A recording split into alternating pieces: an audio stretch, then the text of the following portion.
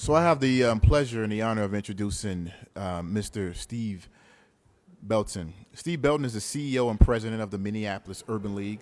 Mr. Belton is an experienced executive, attorney, and community leader with over 30 years tenure in high-level positions in state government, public schools, in the nonprofit and private sectors. You've seen it all. Previously, Mr. Belton worked as Chief of Staff, Executive Director of Employee Relations, and Director of Diversity and Equal Opportunity for the Minneapolis Public Schools. He was a partner and litigator in the law firm of Leonard Street and Deinert, where he specialized in employment, product liability, and family law. He was president and CEO of the Urban Coalition of Minneapolis and executive director of the State Council on Black Minnesotans. Please give a hand to Mr. Belton.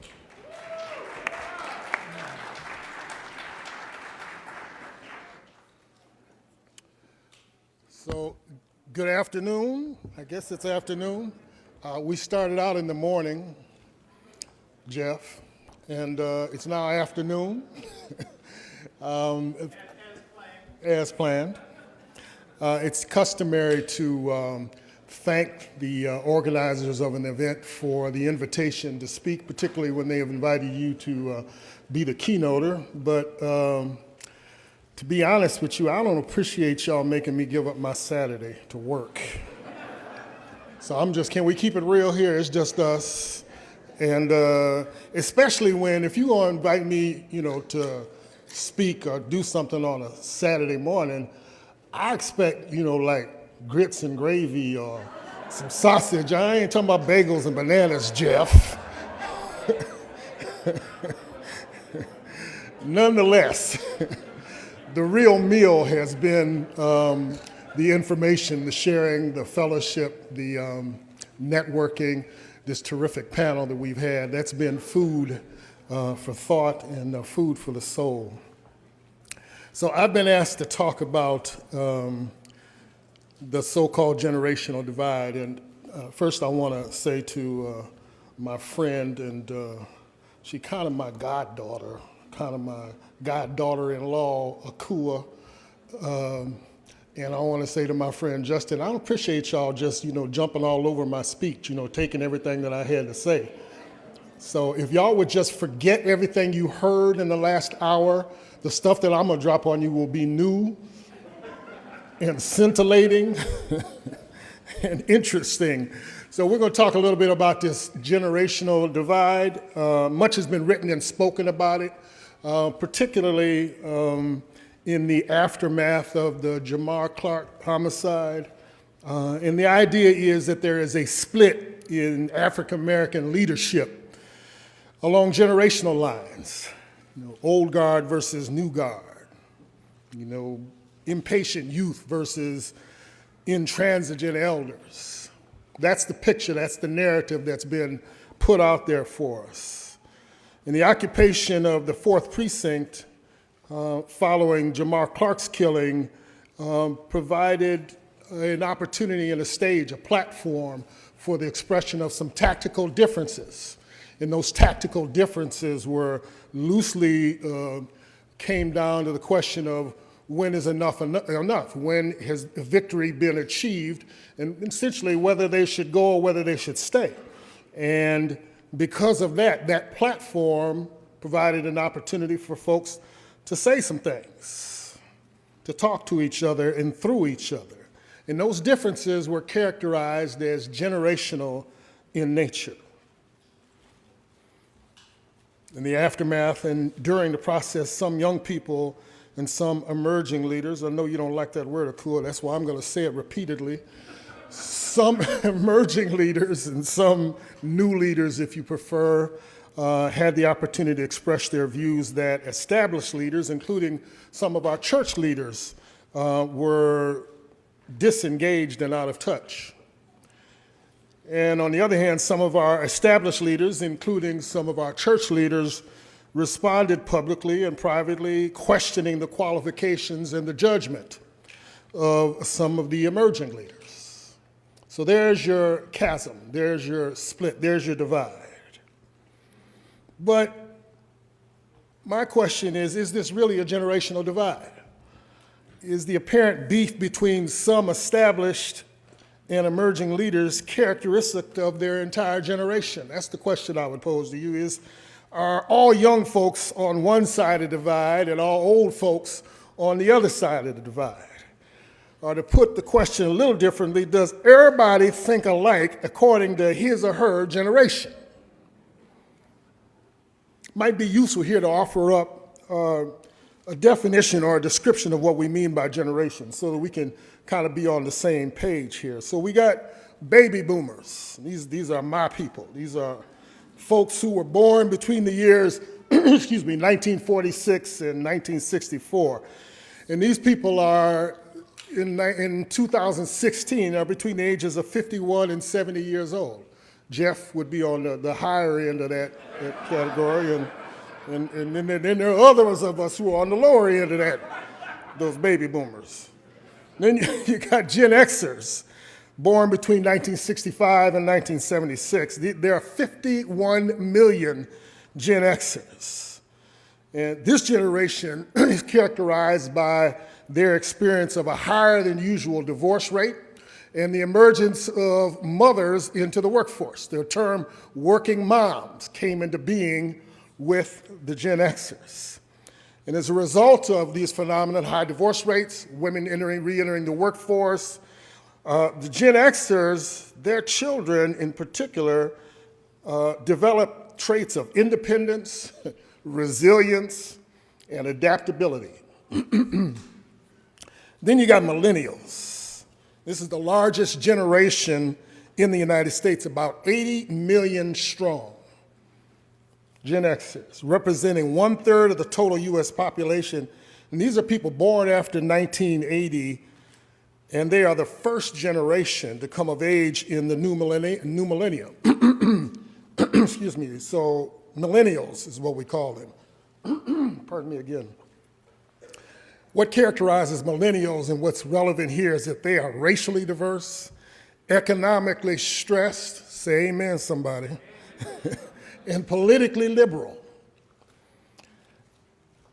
So if we talk about a divide, I want you to understand when you characterize this as a divide, when you adopt this mainstream narrative of a divide along generational lines, you're talking about 80 million people being on one side of the divide and 51 million plus being on the other side.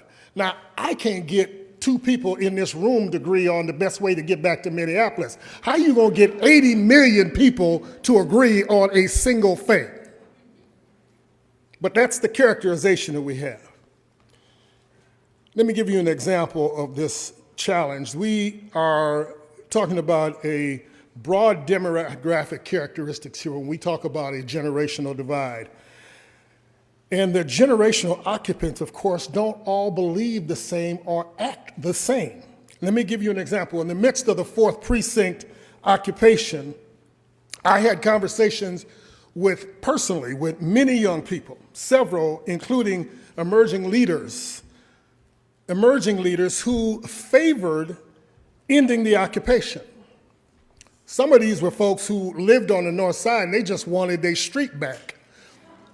And others were folks who simply believed that they had achieved their goal and they wanted to take yes for an answer.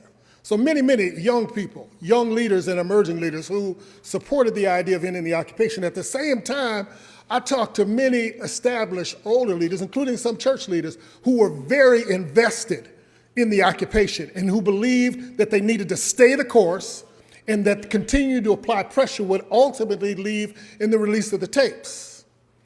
And so I ask you again, where is the divide? If you've got young people who are supporting ending the occupation and older folks who are saying, stay the course, again, where is the divide? There have always been and will always be tensions between and differences between groups based on the space that they occupy, their experience, their ambitions, their social economic context, among other things. And those differences can lead to tension. But the tension does not and should not define us. Similar claims have popped up in Ferguson, in Chicago, Baltimore, all the communities that have witnessed shootings of unarmed black men and women. If you go and check the newspapers or the social media in those areas, all of them will talk about this so-called divide between African American leaders based on generational lines. But for me, it's hard to see and it's hard to agree with that depiction. It's hard for me to say that this is a generational divide. What we have, in my opinion, is an informational divide. One hand doesn't know what the other hand is doing. And because one hand doesn't know what the other hand is doing, we cannot see what the other hand is doing, and we don't value what the other hand is doing. We travel in different circles, battle on different fronts, seek counsel from separate parties, and view conflict and opportunity from differing perspectives, even when our interests align, even when we share common goals and objectives. To put it plainly for you, brothers and sisters, we are divided by ignorance of each other's strategies, our contributions, and our objectives. Let me state the obvious, because everyone in this room is a leader. So let me speak some obvious truths about leadership. Leadership is more than organizing marches. It's more than organizing rallies. It's more than encampments and occupations. Leadership is more than phone calls and advocacy. It's more than leaflets and editorials and prayer services and speeches. Leadership is more than sound bites and slogans. It's more than backroom negotiations and strategy sessions. Leadership is, in fact, all of these things and more. And here's something else, and you need to hear me with your good ear. No one person can do all of these things, at least not do them well and do them timely. It takes each of us, all of us, working together to move forward and to make change. Allow me to quote the Bible, if you will. Y'all know that I'm a preacher when I'm not being president of the Minneapolis Urban League, so I'm sorry. If I have an opportunity, I'm just going to preach just a little bit. Let me quote the Bible. In 1 Corinthians 12 says, "Indeed, the body does not consist of one member, but of many. If the foot would say, 'Because I am not a hand, I do not belong to the body,' that would not make it any less a part of the body. And if the ear would say, 'Because I'm not an eye, I do not belong to the body,' that would not make it any less a part of the body. If the whole body were an eye, where would the hearing be? But as it is, God arranged the members of the body, each one of them as he chose. If one member suffers, all suffer together with it.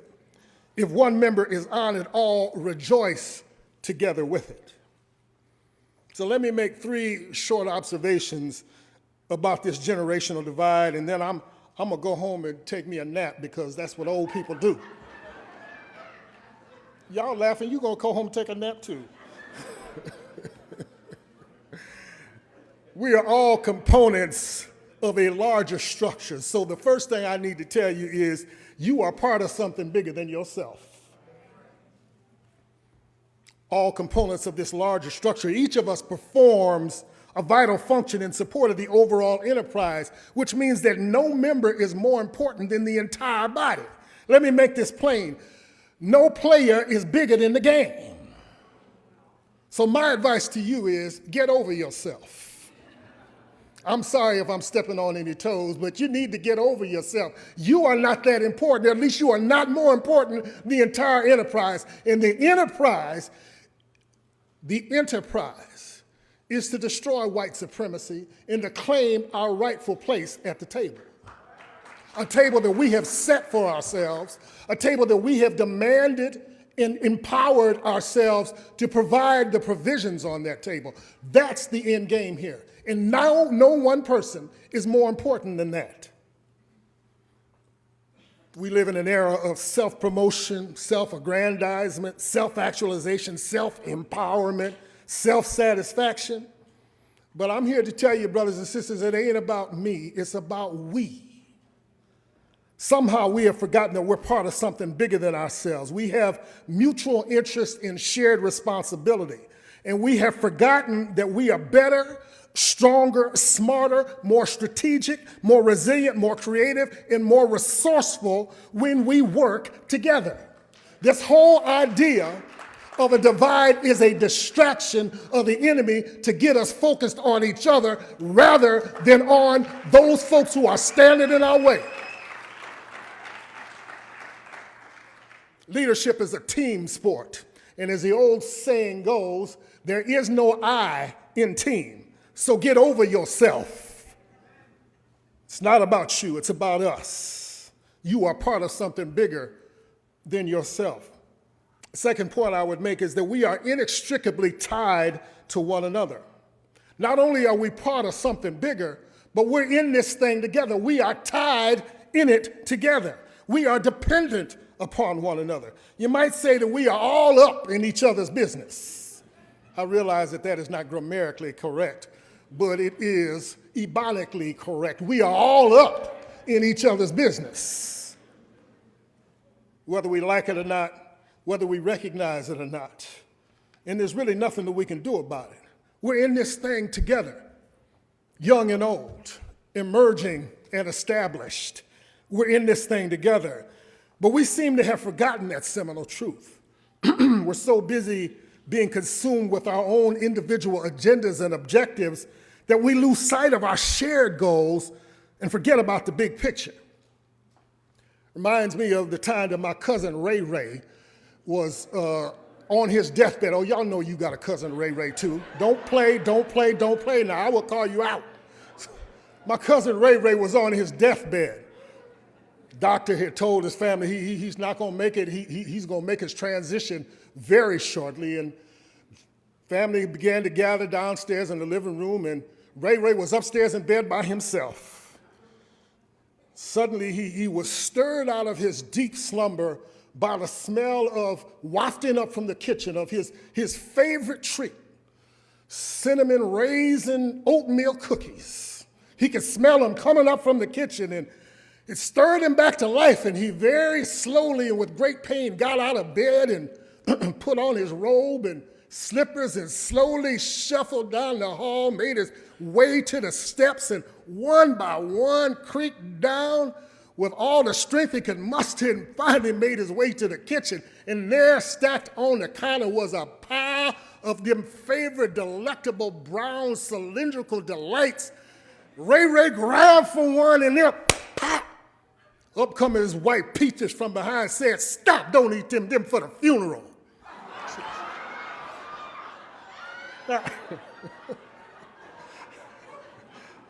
Now it's about the time my congregation will say, "Make it plain, Rev, make it plain." Don't lose sight of the big picture is what I'm trying to say here. Don't miss the forest because you're so busy looking at the trees. We're in this thing together. It's about us. We are inextricably tied. Your fortune is tied to my fortune. My future is tied to your future. There is no divide between that. We are in this thing together.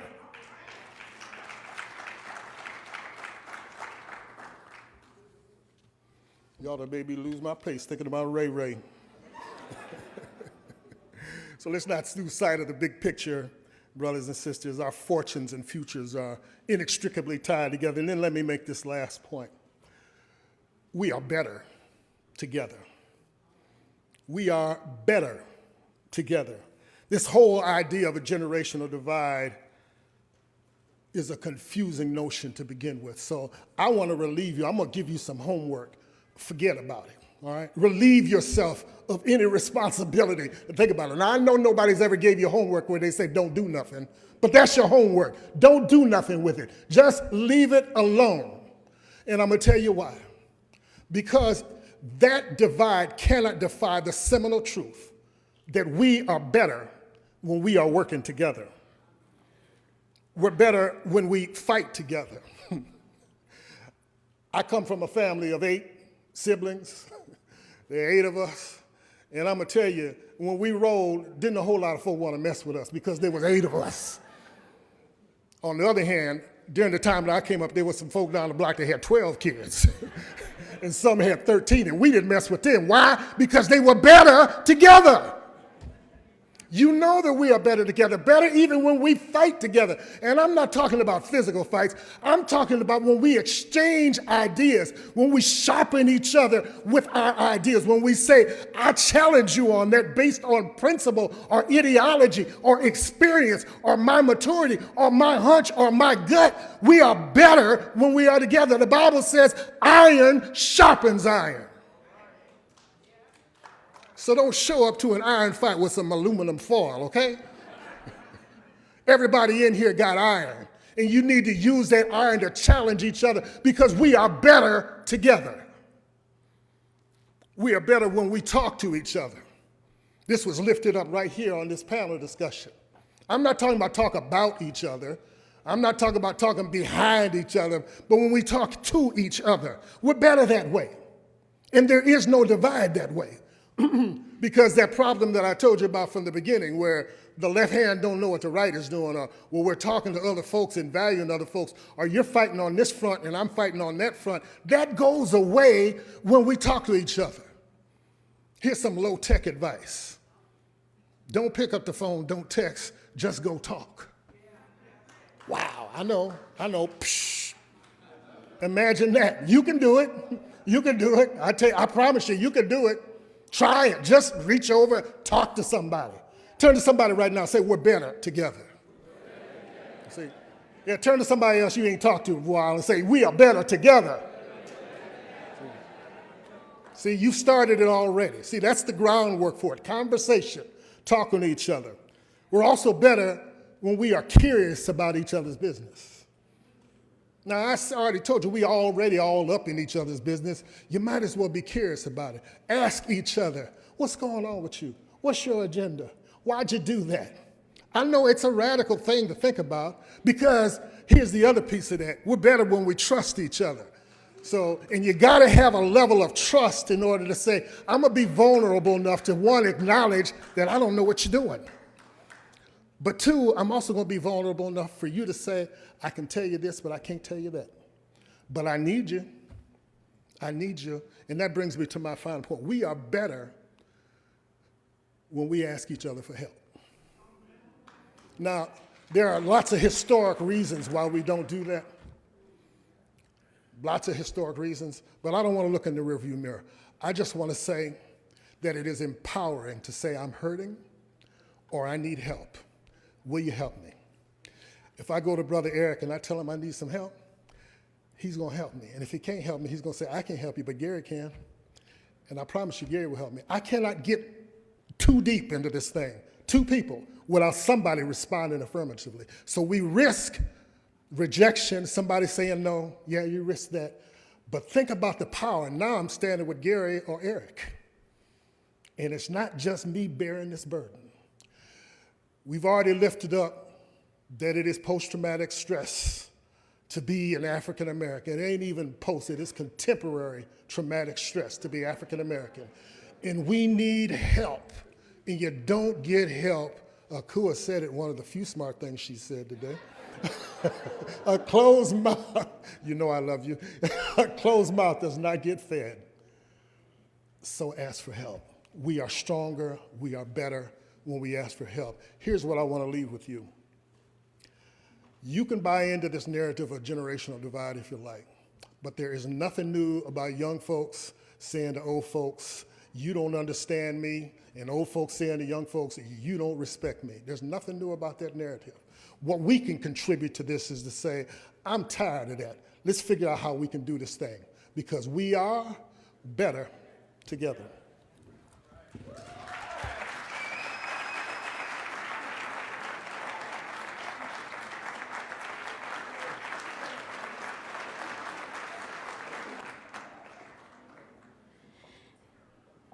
Thank you so much, Steve, for your message.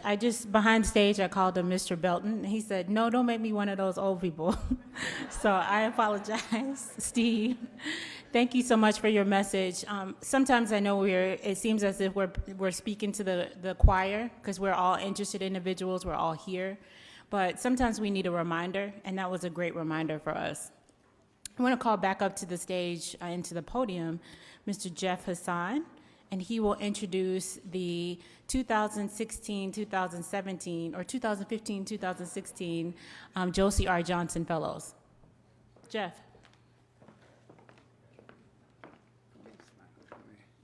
So Tony and I were fighting backstage because she didn't want me to tell y'all to be seated during lunch. So little backstage humor. Okay, I want to make a couple of announcements before we get to the 2016 Fellows, which I'm really, really excited about.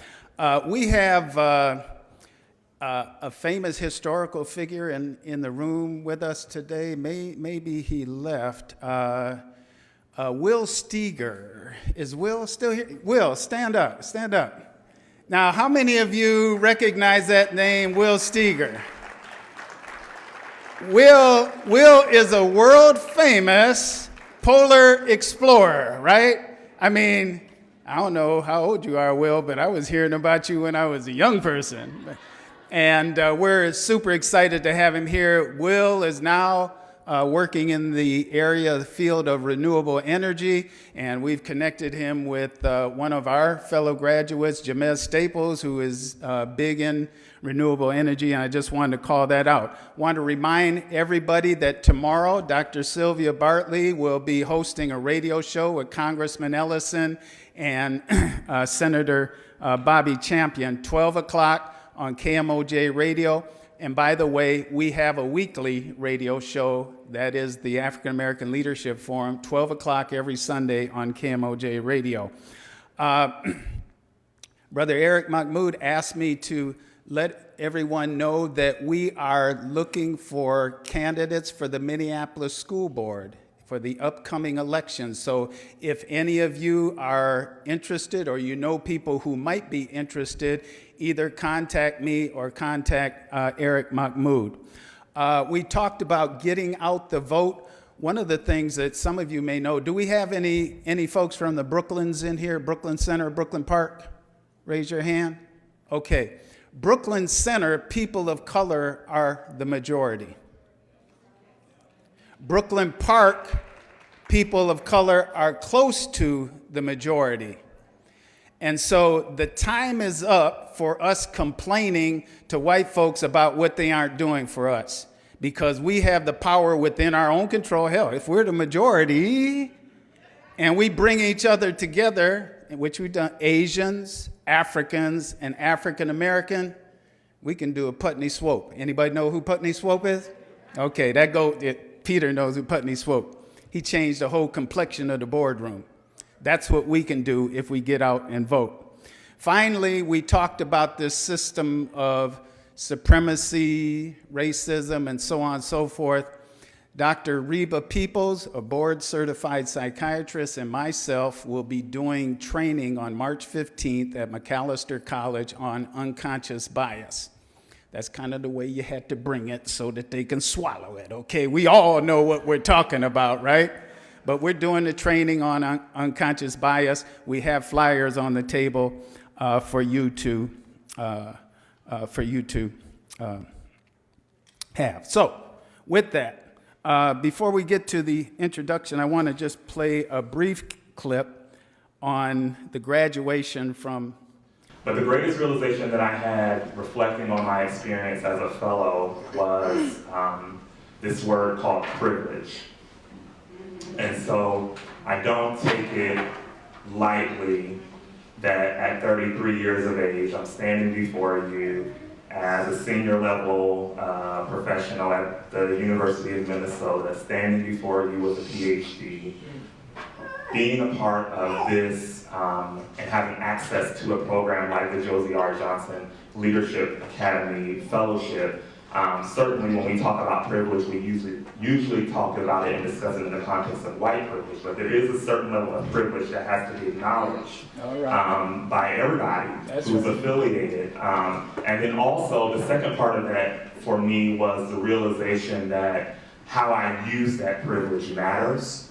And so I could use it for complete 100% personal gain of what it means for me and what it is going to do for me going down the road. But there are others who do not have that privilege. are not able to access that privilege.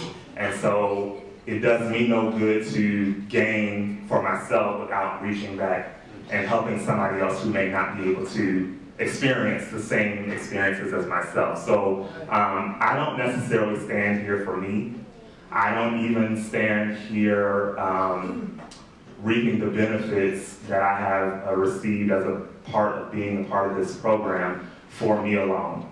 I stand here in honor of those who are not here. I stand here for every Tamir, every Trayvon, every Jamar, every Mike Brown, who will never have the opportunity to seize these moments and to, again, further their opportunity to do great things in their communities. All right. And Dr. Lamar Hilton, can you stand up back there in the corner?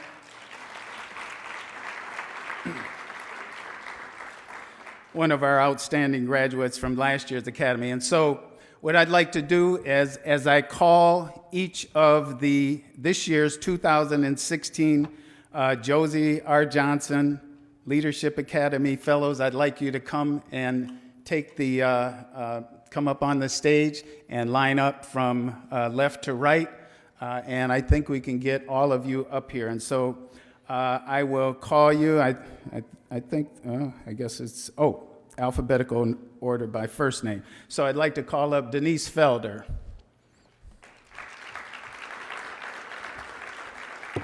And you see, Denise is a career advisor and with Minneapolis Career Services and a career technical education with Minnesota State College and University Systems. Donald Joseph. Donald is the Director of Innovation Team for the City of Minneapolis and former Senior Business Partner for Target Corporation. Denise, can you come stand out in front? Because I want everybody to see all of you. Ernest Comer III. Ernest is the founder and executive director of E. Howard Company, Professional Innovation Senior Recruiter, Manpower Group Solutions. Oh, I should have asked Sister Florkime? Huh? Flakami? Okay, Flakami Pay. Intern coordinator with Senator Al Franken. Flakami has a MS in Negotiation and Conflict Management from the University of Baltimore and a BA in International Relations. Eni Augustine. Is Eni here? All right. Come on up, Eni. Social Media Ambassador, Marketing Committee member at Intercorp Council of Minnesota, and she's won a number of awards that you can see in your program. A Rising Star Award recipient, Women of Innovation Technology Association of Iowa, and on and on. Julia Davis, Evaluation Specialist for St. Paul Public Schools. Master's degree in Science from DePaul University, Chicago, and master's degree in Biotechnology and Chemical Science from Roosevelt University. Is Kari Imanzer? I haven't seen Kari here today. Okay, she's out of state. Lakeisha Witter, and I owe Lakeisha, Maya, Nawal, and Rochelle an apology because their full bios are not in here, but Lakeisha holds a master's degree. She's working from the University of Florida. She graduated magna cum laude undergraduate from the University of Florida, and she's now working on her licensure in special education here in Minnesota, and so we're more than proud to have her here with us. Lance Knuckles. Lance is Community Development Officer for Community Reinvestment Fund. He and I have met on a couple of occasions. He said, I'm going back to get my degree. I'm 18 credits short. He's working on his BA in the College of Individualized Studies. But I can tell you, Lance already has his PhD in community. So he just... Maya Brown. Maya is a clinical social worker, and she has her master's of clinical. Her bio is also abbreviated. She's a graduate of St. Catherine's and St. Thomas University with a master's degree in clinical social worker. Maya Brown.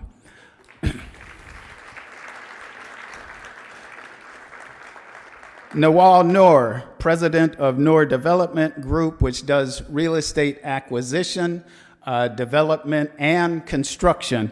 Nawal holds a BS degree in computer science and BA in finance from the University of St. Thomas, and she was a longtime worker at Ecolab. Nawal. Noel Nix. Noel is assistant to Ramsey County Commissioner Tony Carter. He has a Bachelor of Science in Business from the University. I mean, can you see what good hands that we're in with these people? Give it up. Bachelor of Science from the University of Minnesota and the Carlson School of Management, and he has a master's degree in Urban and Regional Planning from the Humphrey School. Rochelle Hayes. Again, her bio is abbreviated. It's much more lengthy than this, and I wish I could give it to you. I had a cheat sheet up here, but I think Tony moved it on me. But Rochelle is a healthcare project coordinator and mentor and has a bachelor's degree in human resources. And finally, Terrence Brown, project manager for, Terrence, you're going to have to tell us what PMP-SSBB United Health Group means. Come on up, brother. And he's a board member of We Impact and a graduate of Rensselaer Polytechnic Institute. I don't know what, I heard about Rensselaer. I think it's pretty deep, but you know. All right, Terrence Brown. So these are our 2016, what'd I do? Huh? Oh, y'all gave me a, I missed a whole page. My bad. Okay. Man, I was getting ready to mess up big time. Adrian Wilson, Director of Human Resources at the YWCA of Minneapolis, Bachelor of Arts degree from the University of South Carolina, a Master's of Business Administration from the University of Minnesota Carlson School of Management. Eric Mahmoud would have never forgiven me if I hadn't introduced Akil Faluki. That's right. Akil is a graduate of Harvard's Preparatory Academy, Morehouse College, and the University of Alabama with a master's degree in chemical engineering. Huh?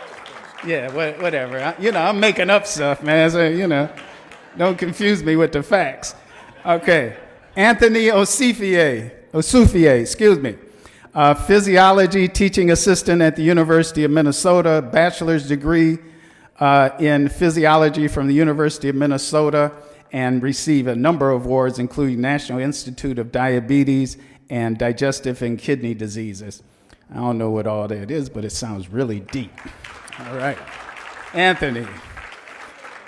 Awali Osman, academic success coach in the TRIO Student Support Services program at Normandale Community College, has a BA Communications Studies with a minor in gender, sexuality, and women.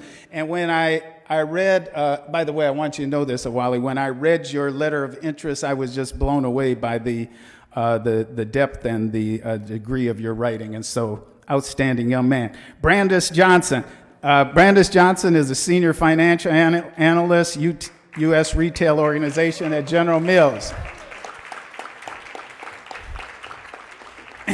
Show you how out to lunch I was. I thought Brandis was a guy for the longest time till I saw her picture. But she has a MBA, Master's of Business Administration from Harvard University, and a BA undergraduate degree from the University of Michigan. She bad. And then last but not least, and her mother and father are here, so I never would have heard the end of this if I hadn't introduced Deneen Richburg. Deneen? All right. She's the artistic director of Brown Body, a nonprofit performing arts, theater arts, and ice skating. And she has a BA in English and African American Studies from Carleton College and a master's in Afro-American Studies. And I'm sure during the course of this coming year, Deneen and her theater group will be conducting performances for us. Ladies and gentlemen, give it up for the 2016 class of Josie R. Johnson Leadership Academy.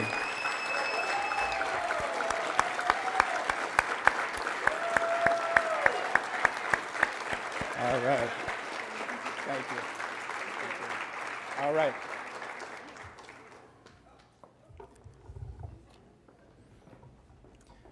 Oh, I'm sorry. Hold up, y'all. Come on back. Come on back. Come on back. You see, we rehearsed this a number of times, you can probably tell. Okay, let's try to kind of make an arc here because we want to get, and maybe we should form two lines. So the, okay, and we want Dr. Josie to come up, absolutely. We probably want our board chairs to come up here and be in this picture. So the taller people, if you could stand behind, and as somebody said, the vertically challenged. Whatever. Josie, can you get in front? No, get in front. Get in front. Josie, you have to get right in the middle, in the front. You need to come too. Okay. All right. So now this is your opportunity to take, and this is, would you leave me alone, Sylvia? You see, I'm trying to do something. Hold on. This is going to be a historic group, just as our last year's graduating class was a historic group. And so let me get away from the mic a second and get in this photograph.